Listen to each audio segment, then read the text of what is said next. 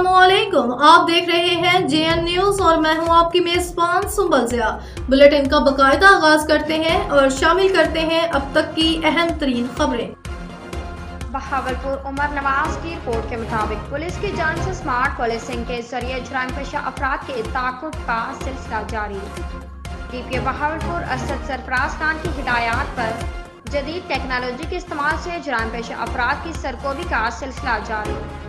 गुज़श्ता माह बहावलपुर पुलिस ने smart policing के जरिए मुजरमान इश्तहारी और अदालती मफरूरान के खिलाफ भरपूर कार्रवाइयाँ की। मुजरमान इश्तहारियों के खिलाफ कार्रवाइयाँ करते ए कैटेगरी के 21 मुजरमान इश्तहारी और B कैटेगरी के 306 मुजरमान इश्तहारी गिरफ्तार। इसी तरह अदालती मफरूरान के खिलाफ कार्रवाई अमल में लाते हुए कुल 23 अदालती मफरूरान भी गिरफ्तार। रोजाना की बुनियाद पर ऐसी कार्रवाइयों को मजीद तेज किया जाए, जुराइम पेशा अफराद की नकलो हरकत को मॉनिटर किया जाए, उनको अंजाम तक पहुँचाया जाए।